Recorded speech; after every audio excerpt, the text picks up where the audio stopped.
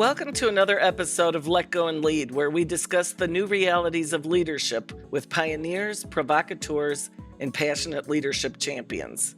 Today's guest is an award-winning pioneer in human-centered leadership and the best-selling author of Lead from the Heart, Transformational Leadership for the 21st Century.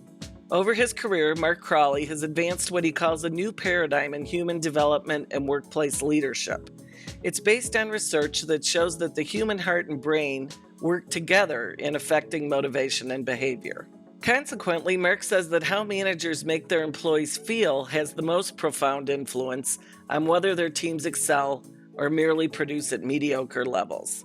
Since I've long been a believer that love in business is good business, I'm excited to hear from Mark about how leading from the heart makes for transformational leadership.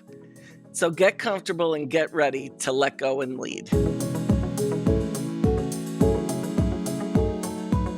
Well, Mark, thank you so much for joining us on Let Go and Lead. Your work on leading from the heart is just so inspiring to me. And as you know, we talk a lot about how love in business is good business. So we're certainly kindred spirits.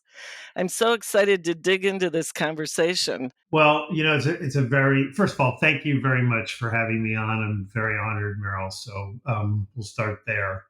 It's a very big question that you're asking me, and I'll try to give you the Reader's Digest version, and then if you want to dig into any of it, we can. But the truth is that I've managed this way my entire life. I never had any thoughts about writing a book about it or being a Pied Piper for this idea. In fact, I had, I'll just say, a very, very difficult, painful upbringing and was deprived of a lot of, we'll just say, love, every aspect of it. And so my mom died when I was very young. My dad was psychologically and emotionally abusive. He kicked me out of the house right before college. And I'm just waving in the wind, trying to figure out how I'm going to survive, moreover, get through college and get a career and get a life going. But I managed to stabilize it and get my life going. And on my graduation, I started noticing that people who were going, were graduating with me had all of this self esteem. I'm going off to Harvard Law School, or I'm going to medical school. And I was like, I'm so grateful that I succeeded, but I didn't believe in myself. I almost didn't feel like I deserved it. And I started to recognize that there were things that I didn't get growing up that allowed these other people who did get them thoughtful direction and care and encouragement and appreciation and safety, stability, all of that. And I can't explain it. I still don't understand why, because I've spent probably the last 20 years trying to figure out the reason. But I just pivoted and started managing people in the way that I always believed, had I been led and managed the way that I, wished I had, that I would have been infinitely more self-secure and ready to go in the world at 22, 23 years old when I was graduating from college.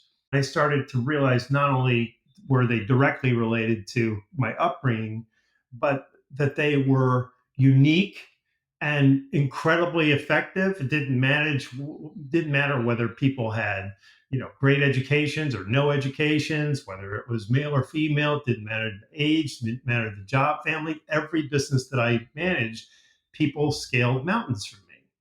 So all I wanted to do was perfect it. So I just started experimenting and doing more with it. And it wasn't until about 7 years later that I decided to leave the organization that I was working with.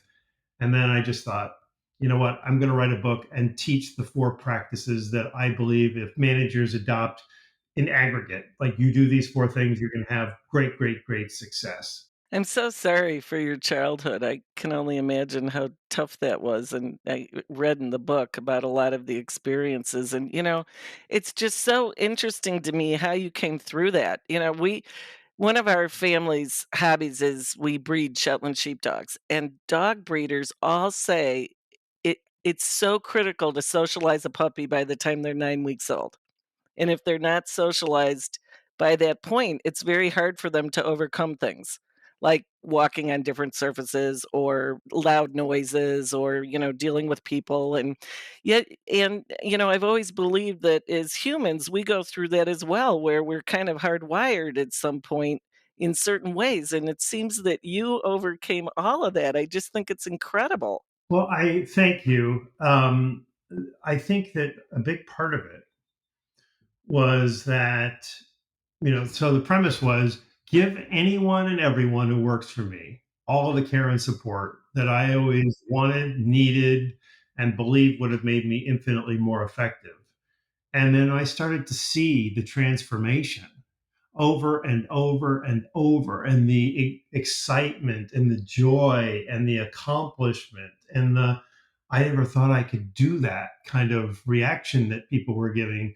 I think through the course of my career that the people that I was managing actually had the biggest role in validating me and healing what I went through. That was the fulfilling aspect of this, that and I also think that that's one of the great joys of leadership to begin with. It's like you have all these projects and you have goals and you have numbers to hit and all that kind of stuff. But as you get a little bit longer in the tooth and you start looking back, it's much more satisfying to know that people liked working for you. People are still in contact with you. People are still grateful to you for the what you did for them and helping advance their careers. That's far more satisfying than anything that. So I think you kind of have to go into leadership thinking that a big part of your job is to really help people and get more or accomplish what they really set out for in their lives. And everybody's got a different aspect and a different goal, but if you understand those and you help support those, people are going to be grateful to you forever because there's so many leaders that just want the whole relationship to be transactional. Right. And, I saw an interesting statistic too in your book about the fact that research has shown that people who lead from the heart are not concerned about control have 2.5 times less likely to develop heart disease. So that's a good reason. I know, right? But isn't it interesting that it affects the heart, right? I mean, Yes. right? Yes. They don't talk about liver disease or they don't talk about, right? I mean, it's like it affects the heart. We're not supposed to control other people. We're supposed to, I mean, you obviously from a management standpoint, there are things that we have to do to set boundaries and set expectations and hold people accountable, and none of that goes away. But it just in terms of the day-to-day relationships, it's hiring people that you think have the talent and the aspirations and give them goals, hold them accountable, coach them along the way, and trust that they're going to get it done.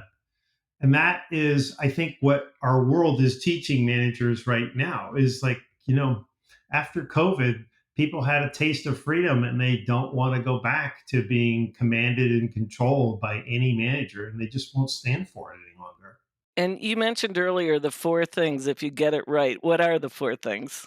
It starts with hiring well. I mean, I've seen. It was interesting because the doctor who confirmed all the science around the heart for me was telling me that there was a lab tech that was working in her hospital, and everybody thought that this guy was terrific. So they all started fighting over the person, and they moved him into an administrative assistant position where he failed miserably. And right, and so she looked at that and she said, they picked that guy because they thought he was talented. They didn't pick him because he was a good fit for the job. And that is, I think, one of the big mistakes that we make is that we settle for people. We don't really have a clear sense of what we need and what kind of skills are really going to succeed. So I think it's really just having the disciplines of understanding what the job is, understanding the skills, and not being willing to accept someone just to fill the position. Well, they can pick that up or they can develop that. If they don't have the essential qualities for it, resist. Hire somebody in a month from now, even if it struggles, even if it puts stress on the team for a while. There's greater stress of bringing somebody in who just simply isn't the right person. The next one has to do, and it was interesting because when I wrote this the first time, I thought people are gonna think I'm insane. But it's build a personal relationship with your employees. And so people immediately construe this and conflate this with, oh, have them over for dinner on Sunday or go drinking beers. What I'm talking about is getting to know a person and their life story and what brought them here. What are they seeking to get from the job? What are the challenges that they have? Do they have a little baby at home? Do they have an elderly parent they're caring for? Do they have a huge traffic problem where, letting somebody come in a half an hour later would make a huge difference? Just subtle kinds of things where if you understand them, then you can meet that person where they are. And you can demonstrate to people that their differences and uniqueness matter to you. And we just don't do that. And so I spent a considerable amount of time just meeting with everyone who ever worked for me at least once a quarter for at least an hour, where we're not talking about work, we're just talking about them. How can I lead you better? What's going on in your life right now that I may not be aware of? And it's not to be obtrusive. So if somebody doesn't want to tell you what they're going through, that's totally fine. But whatever they're willing to tell you is still better information than not having anything on them and just treating them as, any uniform person, all people are the same kind of a thing. And what I think is interesting is the way you described it, it's not that time consuming. It's not. It's absolutely not that time consuming.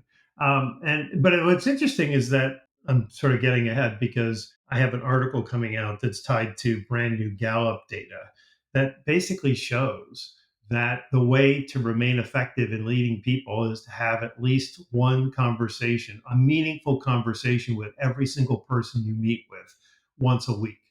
And it's interesting because what they've understood and what will sound logical to anybody listening to this is that maybe the first couple are an hour. Like if you're not doing it at all and you're starting fresh, the first one's just building up speed. But after a while, the cadence gets to be 45 minutes, 40 minutes, 35, because you have this relationship where it's like, what's new, as opposed to tell me the whole story, right? But I think Right. that's a really meaningful thing because it creates connection. But who doesn't want their manager to know what's going on with them? Who doesn't want them to be interested? So there's something that happens here in that conversation. It's like, I matter enough to Meryl that she's having this conversation with me. Just start there. Like that feels good to me, right? Then this Right. one has to do with intentionally coaching, developing, and teaching people. And we actually know this statistically, at least in America, that investment in employee development is going this way as opposed to this way. But there's another aspect of it, which is that if I'm managing you, I presumably have more experience in a lot of different areas than you would, right? And so, in order to help you, I'm saying, well, what can I do to help Meryl grow in ways that I can help? So, I cultivated this skill. This is something that's new to her. Let me teach and coach it. And I think what happens is that managers get very defensive and fearful that if I teach Meryl, she's going to come and take my job, or she's going to come and get more recognition or get a bonus that I'm not entitled to. And then there's also well, it took me 5 years to learn it, so let Meryl go learn it on her own for take the same 5 years that I Oh gosh. did. And we know, like, one of the greatest complaints that people have about their boss is that they compete with them. And so you've got to be self secure enough to be able to say, whatever I know, I'm going to teach Meryl, because if I teach her, it's going to accelerate her development. And if she's an accelerated in her development, she's going to perform better. And that's going to reflect better on me, right, as a manager. And then the final thing is really something that every manager supposedly knows, but the gap is so huge between what managers think they do and what employees actually feel, which is recognition. And so I believe that what we should be doing is what I call institutionalizing recognition, so that we are regularly appreciating people like on a calendar basis. So, for example, you have a team meeting once a month. My foundational belief is that you cannot ask people to do more until you've thanked them and appreciated them for what they've already done. So the very first thing we should be doing as managers in a monthly meeting is reviewing the performance of the past month and acknowledging the people who met or exceeded the goal. So another myth of management is, let's say I have 30 people who work for me and 27 of them meet their goals. A lot of managers will think, well, I don't have time to be thanking 27 people. So what I'm going to do is I'm going to recognize the top three. And it sounds great. Okay, we're only going to recognize the top three, and these are the ones that just killed it. But you have 24 people who met or exceeded your expectations and got nothing for it. And so I'm saying you want to make a good investment in time, make sure that you thank all 27 of those people in a public meeting. And it doesn't have to be much, but you just go over and you look at the results, if they're mathematical, if they're numbers, and if they're not, they're quantitative. But if you're the manager and you believe that 27 out of the 30 met or exceeded the expectations, start. You can go in any way you want. You can start 100% to 300%. You can move your way up that way mathematically, or you can do it alphabetically. You can just go around the room. But if you're thank and appreciate everyone, you're going to get that same behavior next month. If you don't thank them, if you just say, we're only going to do the top three or the top five, well, those other 22 or 24 people are just going to go, well, that wasn't worth it. I'm sure a lot of people are interested in this tip. How actually do you do that? So you go around the room, and how much do you say?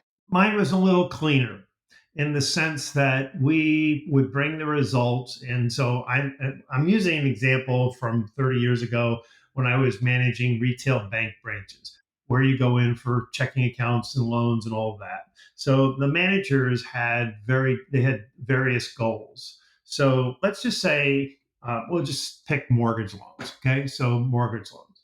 So they had a goal, and we would show on a report the highest percent of goal down to the lowest percent of goal. So if you were at 100% or above, you would get recognition. Even if you were like 90%, if you were close. So we would just go through it, and I would just go, okay, let's start. First branch that met their goal was Encinitas at 95%. They did $4 million in loans, and they only did 2 million last month. So Jill, congratulations, and everybody applauds. That's it. I mean, now as we get up to some of the more extraordinary performances, if you go Del Mar, you did $30 million and you just blew your goal off, and tell everybody what you did. Like, what can we learn from this? Because this is fantastic. So a lot of times managers will think, well, I don't have time for that. We have other things to do. But people love to talk about what they did to meet a goal, and you want Right, them to do that, right? So right. you want this to be joyful. You want this. And I added an element into this that was impulsive, but turned out to be one of the most amazingly effective things I've ever done from a leadership standpoint. We just had this extraordinary month. And as I'm going down to pay for everything, I see the sign that says, big sale on candy.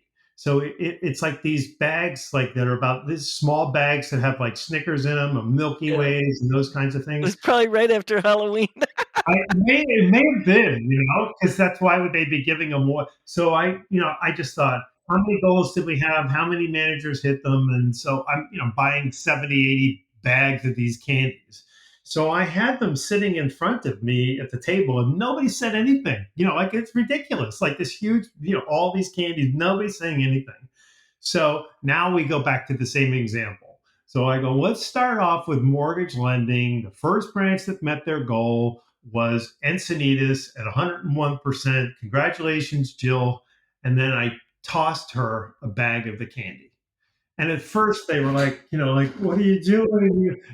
Like they were pretending like, I'm throwing missiles at them or something. Jill calls me the next month and says, or the next week, and says, hey, I went back to my branch and the employees saw the bags of candy and said, why are they here? And she said, well, Mark Crowley, our regional manager, gave them to us for meeting our goals. So their employees are like, Mark Crowley cares about us enough to give us candy. So every time they would take a Snickers bar, they'd go, thanks, Mark. And it was an association of achievement. So bottom line is, Meryl, it became a symbol of achievement. So I ended up paying retail for that candy every single month so that we could sustain this. And And it was amazing. Like people saw it as a spoil of success to go back to their branch with bags of candy. That's such a great story too, because it goes back to how the little things are the big things, right? They Absolutely. really do matter, and as you said, people ascribed something very big to a piece of candy, which was your care and admiration and thanks. Correct. I mean, right? I mean, absolutely. And Yep. people didn't want to come into that meeting in subsequent months knowing that they weren't going to get the candy. So that meant that they were going to work really hard in order to meet their goals, which is exactly what I wanted them to do in the first place. So it was this massive win win. But it was also this amazing ritual. People just loved it. Was it at any point did they get used to it and take it for granted? Never. I just give you because some people are, this remains a hard sell. Lead from the heart. Just start there with the title. Some people hear it and they just immediately assume I'm either a religious nut or a spiritualist or someone who doesn't get business. And so, when I think about, I was a very demanding manager and I set very high expectations for them. But you could say, well, that's coincidental or not. But after I launched the candy, we there were 85 regions when I started as a regional manager, and we ended up with like 100. But let's just say out of 85, we were number one for 36 consecutive months in a nationwide financial institution. And everybody, you know how it is. Once somebody's at the top, everybody's gunning for you. And we just kept winning. And I just think it was the enthusiasm, just the whole cohesion of the team. Yeah, and one thing you haven't talked about, but I'm implying from what you're saying is that you also created a sense of psychological safety, which of course right now is a relatively new term in business, right? It's sort of the buzzword everywhere. I'll tell you a fun story about that. So Google was the first ones to figure it out, right? They were the ones that figured out that when they were trying to define what defines a highly successful team, they were looking at the managerial behaviors, and they finally figured out that the most important one of all was psychological safety. And psychological safety means that people can come to work and be themselves, they can speak their mind without threats, and that people that they work with are going to be supportive as opposed to getting into clicks and getting into kind of, I don't like that person for this reason. You're creating this safe culture, right? But I'm all about the heart. And I believe that we're not the rational creatures that we think we are. And, Descartes said, I think, therefore I am. And we believe them. But in fact, up to 95% of our behavior is driven by feelings and emotions. So so I'm writing my book, and psychological safety has to be an element of this. But what I said was that Amy Edmondson, who is she's the guru of this. She's been researching this at Harvard Business School for many years and had written this book. She calls it psychological safety, and I'm not sure whether she would agree with me or not, but I really believe it should be psychological and emotional safety. Yeah, and I think if you really, to your point, if you think about the point of her book and the term, I think she's incorporating the emotional safety in there, although she's not expressing it. Yeah, that makes sense. One of the things I found really fascinating was reading about the study with cows in your book, and you talk about how there's been all these studies that cows that are given a name actually produce more milk. And there was a whole description about the electromagnetic react how a heart emits electromagnetic energy that actually gets mirrored by the recipient. And can you just talk a little bit about that? I thought that was fantastic. The idea is that if you have cows and chickens at your home and you're getting eggs and milk from them, you're not indifferent to them. You love them, right? And you give them names like Buttercup and Daisy, and and endearing names, and you talk to them. And so, but then we say, well, we're going to get into the business of having cows so that we can produce milk, and then we put tags with long numbers on them, and we treat them indifferently.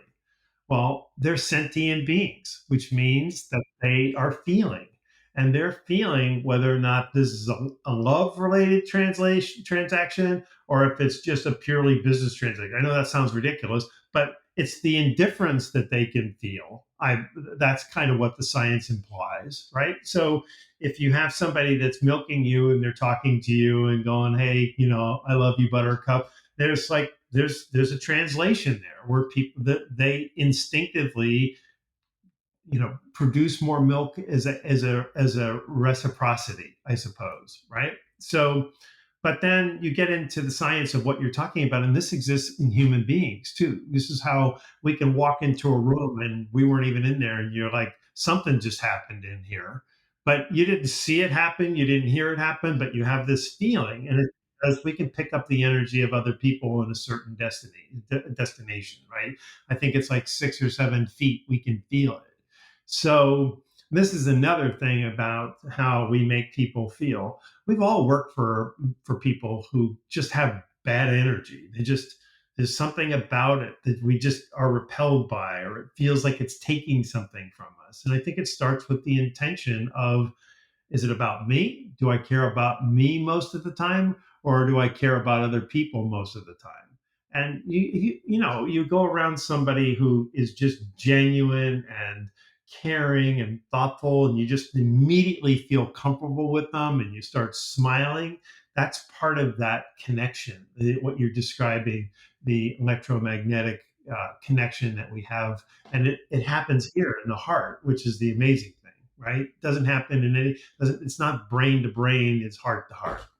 I also thought it was interesting the whole idea that when you ask somebody, "Point to yourself," they all put their hands on their heart, not their head. Right? They don't Yeah, go, "Here I yeah, am." They go, "Here I am." yeah, which is I really interesting. absolutely love that. Yeah, I did too. And it was interesting because so there's a doctor, her name is Mimi Ganeri, and she's the one I wrote to her and said, my thesis is, I think I was affecting the hearts in people, and is that even medically possible? And when I went to meet with her and she confirmed, I walked into her office and she said, Mr. Crowley, you figured out something we're just figuring out in medicine. And, I really believed that she was going to tell me, no, there's no science. And so I had tears in my eyes because I knew she was basically confirming my entire life's work. And so when we got done, I said, can I give you a hug? And she goes, yeah, but I'm going to teach you how. And I said, Oh. teach me how? What does that mean? Like, and she goes, well, most people hug shoulder to shoulder and don't realize that the heart is in the center of the chest. So when you hug, you lean your heart into their heart. That's where the connection happens. I just found that to be like totally fascinating. Oh, yeah, I love that. That's great. One of the things you'd mentioned, and you briefly talked about this a little bit ago, is that it took a long time, really, for you to get this message across to business people that they kind of thought you were out there somehow. Why is that, do you think? Well, I know the answer because I've had to learn it, and I don't know if you remember this from the book, but when the book came out in 2011, Meryl, and the reason that it's called Lead from the Heart, by the way, is because of the science. The science proves we're not the rational beings we think we are, and there's that feelings actually drive our behavior. So, and the heart plays a huge role in this, and nobody knew that, nobody understood it. I'm the first one to say it, so I'm saying lead from the heart, literally, scientifically. And it's just reductionist and an easy impulse to say, oh, that just sounds weak to me. So forget it, without really understanding that what I'm saying is there's science that's proving that what I've been doing my entire career is far more effective than traditional leadership theory. Whatever you're doing, it's far more effective. Scientifically, you can take my own personal example out of this. I have enough evidence to prove this, but they don't want to go in and crack the book because the title itself says something that sounds so, impulsively bad to them. And so I think that was the struggle. But there's another part of it, which is, so I have a speaking agent, and several years ago, I'd say 3 or 4 years after the book first came out, before the second edition, he said, you have generated so much interest. Like, people are so intrigued with you and what you're doing. And he goes, then you become like a finalist. So they'll pick, of all the different potential speakers, they'll narrow it down to two people. And he said, and you don't get like 90% of them. And I was crushed. And I'm like, why? Like, because every time I go speak, I get great reviews. But 90% of the time they're saying, oh, whoever the other one is, pick that guy. And I said, you have to tell me why. And he goes, because they're afraid you're going to come out on stage and sing Kumbaya. That's what he said. And and I was supposed to speak at Amazon, and Jeff Bezos was there, and his senior guy heard the title of the book and said, hell no, we're not bringing that guy in because we need someone who can drive business and drive numbers and drive results. And that isn't it. And so we misunderstood and misunderstand that what I'm talking about actually elevates performance. It should be doing even better simply because it's like there's so much evidence that shows that if you just adapt to this, that you're going to be a happier leader. Who wants to be controlling and being the bad guy all the time? Why would you want to lead like that? Why wouldn't you want to align well with the people that you're managing with? You can still set expectations. I used to set the goals substantially higher for people simply because I was giving them more support. I've noticed, particularly with a lot of our clients, that they're really struggling with how do we really recreate the culture that we once had when we were all together. And now, of course, many of us are remote or hybrid.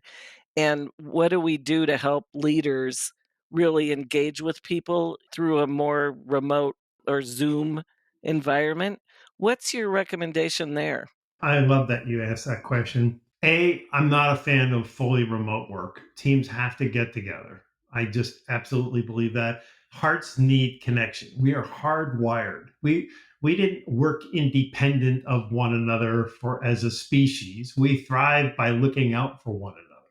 So, and it's a bit of a contrary opinion, but I really truly believe that people should be together at least a couple times a week.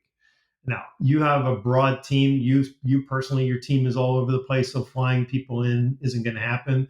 But every 2 days, a couple days, I get that. But for people that have teams where they're living in the same city, they should come in a couple days a week and use that time to collaborate. And by the way, they should be in on the same days. So I go in on a Tuesday, you go on a Wednesday, and I'm like, damn it, I wanted to see Merrill, and Meryl comes in on and I wanted to see Mark. And so it has to be so that everybody knows what the days are. And then that time is used for collaboration and meetings and just casual conversations. And then you go back off and you do your work. So that's a big component of it. The other component of this is that, and we talked about this at the beginning of the conversation, which is that, Marcus Buckingham said it first, and now Gallup is confirming it, but that your span of control as a manager is defined by the number of people that you can have a meaningful conversation with once a week. And that doesn't mean, well, I got too busy, so I skipped it for the last couple of weeks, but I'll catch up with Meryl. No, it means routinely connecting with Meryl every single week and having a meaningful conversation. So this is the I won't call it an artificial, but I'll call it an alternative form of connection, where at least So if I'm working for you and you set up a regular meeting with me and you call me and we have this meeting every week, I'm connecting with you. You know what's going on with me. You know what's happening in my life. You know what I'm doing in my projects. But we're also just being Mark and Meryl. And that is the big component that people miss, those small little interactions. There's actually science that shows that the micro connections that we have. So let's say you're going into the office and you go to work and you're coming home and you're like, oh, I got to go to Whole Foods, pick up some dinner. I got to go to the dry cleaners and I got to go to the shoe repair.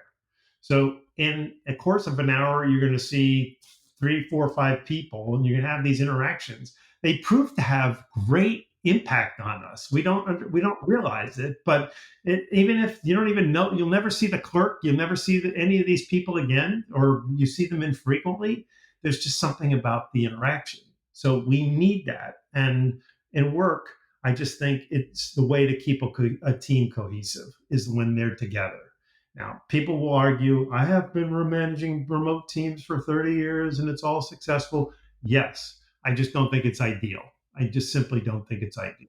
And of course, many people have international teams, which complicates things as well, right? Yes, but it was interesting because I'm consulting to an organization that has people in London, Las Vegas, Seattle, and Israel, and they're getting together like twice a year. And I just told the CEO, I said, this is unsustainable. You cannot have a team, and these are very, very, running huge businesses.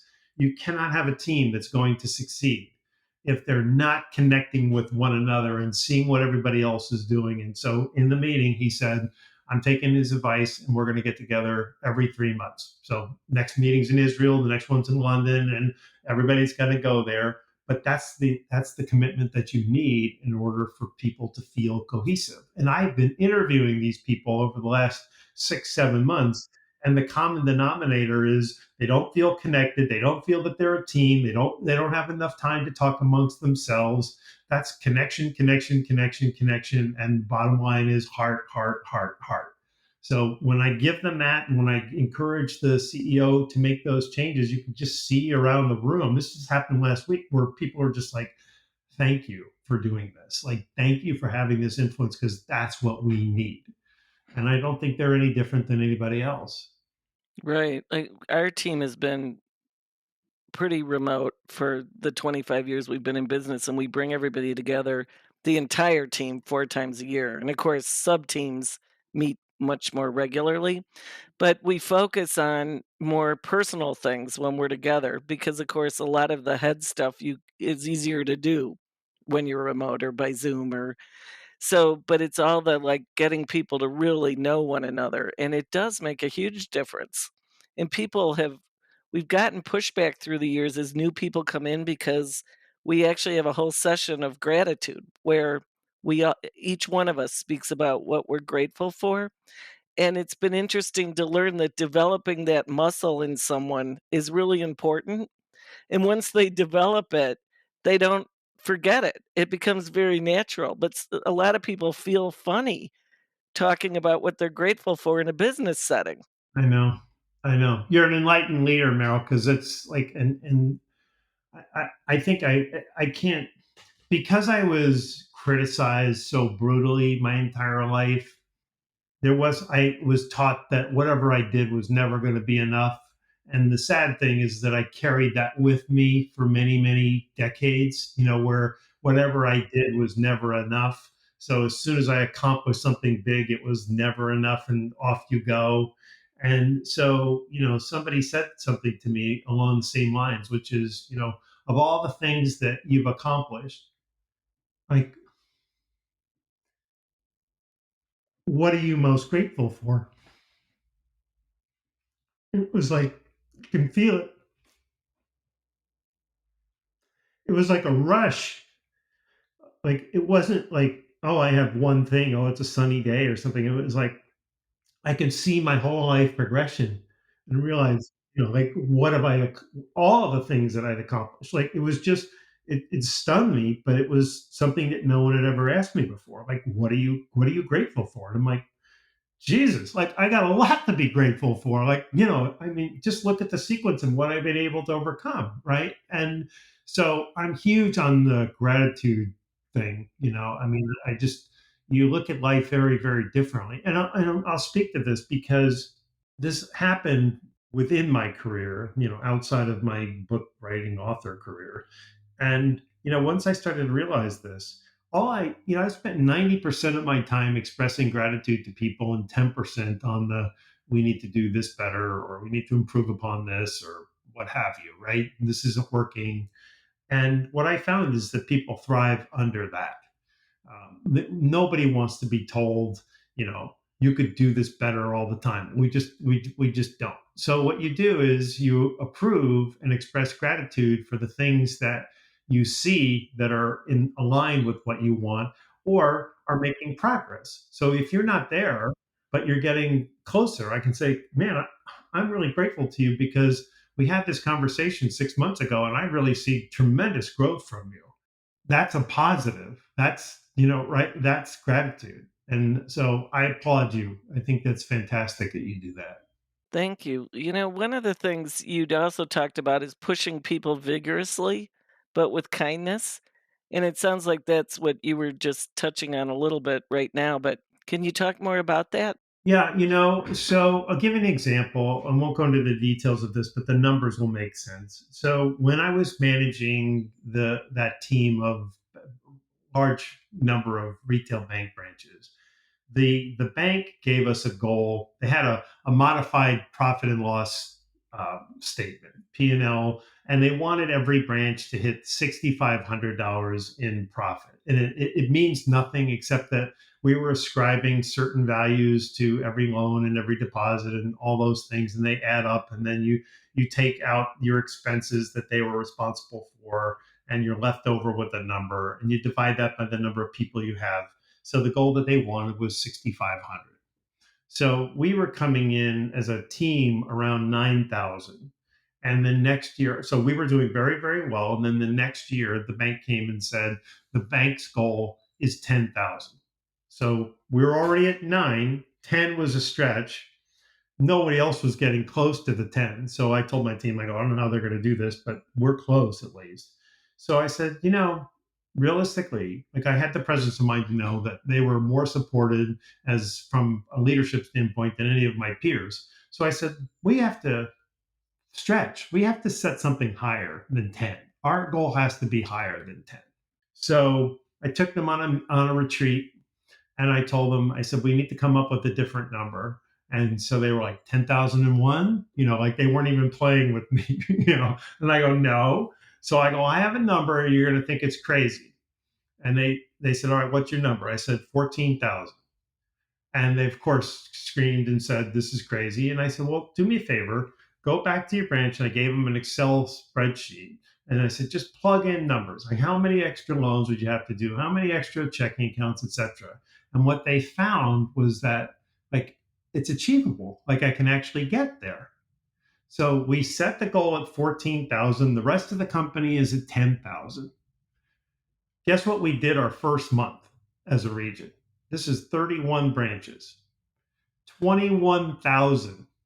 We were twice as high as the number two branch, or number two region in the company, twice as high. And of course, the managers are all getting a higher commission off of this.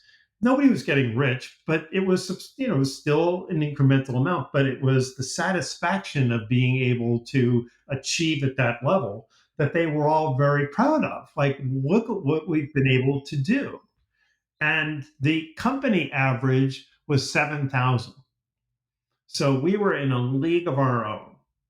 And this is what happens when what I call you basically setting people up for optimal performance. When people feel safe and they have a manager that cares about them and somebody that's teaching them and encouraging them, giving them opportunities to grow in their career and fostering psychological and emotional safety, like you said. You create an environment like this, people are going to thrive and they're going to want to achieve at a higher level. That's a terrific story. You also talked about 5 qualities of leadership that you feel are really important: enthusiasm, kindness, focus, calmness, and openness. If you think about those qualities, what do you think leaders need to let go of and able to lead that way? I think it's just control. It's the sense that it's top down all the time. And management leadership is not a democracy. Can't be. But what it can be is where, and I learned this from a woman named Karen May, who was one of the senior talent management people, PhD at Google, in helping them to build their entire magnificent culture that they had when they were first starting. And she said, we give people voice here.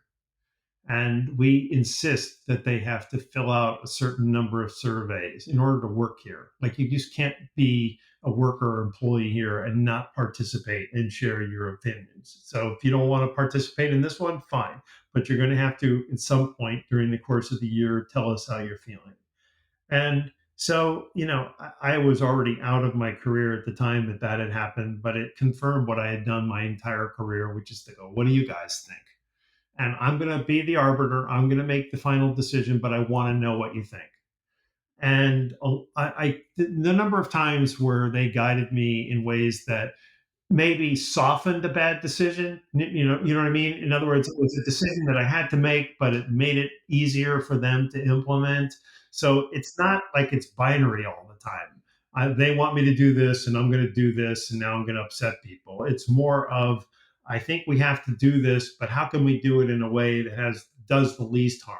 Or what do you guys think in terms of us focusing on this more or the other? And when you engage people that way, and when they totally trust that you're asking it not to just, check the box and ask the question and then go about it the way you already wanted to in the first place, once they know that they're actually influencing you, they're coming to you. So it's creating that kind of trust, but it takes control away. It says, I'm not always right.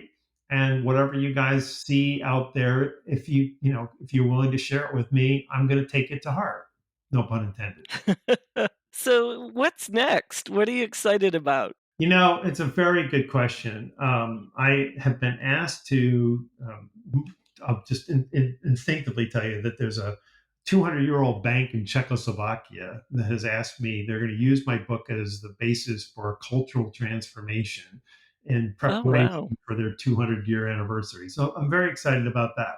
But I'll be honest with you, Meryl, this is an uphill kind of a challenge when you're trying to change over a century of beliefs about how to manage people, and then not only is that your goal, but to use the very language that they would use against you to not support you has made this right. I mean, the easier way would have been, and the direction that this woman gave me, by the way, was just bring the heart in later. Just don't lead, no pun intended, but just don't lead with it. Like, just don't put it out there. And that just wasn't, I'm really saying it's a balance of mind and heart. And so I guess I made the decision that I wanted to be the one to say it. I wanted to be the one that said, "Look, I've confirmed this. I've led this way my entire life. So there's nothing you can say to me. This won't work in this industry or this age group or whatever. There's nothing you can say to me." So I believe that I had the strength and the wherewithal, if you will, to be that person. But it's taken much longer simply because of the instinctive reaction people have to the title, and then when people read it and they hear about it, and then they're just sort of fascinated by it, because I think this is the way we just want permission to lead this way. So I'm just going to keep fighting the good battle is kind of what I think is in front of me. Well, there are several of us out there who are on your Yeah, side. yeah, So, yeah, let's all fight that battle together. absolutely. Well, Mark, this has been fantastic. Thank you so much for joining us. I really appreciate it. Oh, it's been great fun. Meryl, you're delightful. So thank you very, very much. I'm really, really grateful for this opportunity. It's been fun. Thank you. I really enjoyed this conversation with Mark Crowley. I'm grateful he was so honest and open about his love-deprived childhood, which, rather than breaking him, actually led him to commit to managing people with the love and care he didn't get as a child. Mark titled his book Lead from the Heart because of the strong scientific research that supports this idea. He said science proves we're not the rational beings that we think we are, but rather, up to 95% of our behavior is driven by feelings and emotions. He said that there's an electromagnetic connection between people when they're around others who are genuine and caring and thoughtful. Mark said there are 4 practices that, if adopted by managers, will lead to great leadership success.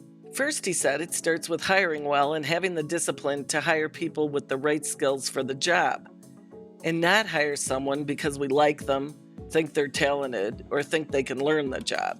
Second, Mark said it's important for leaders to build a personal relationship with their employees. By this, he means getting to know things like their life story, what brought them here, and what they're seeking from the job so that you can meet them where they are.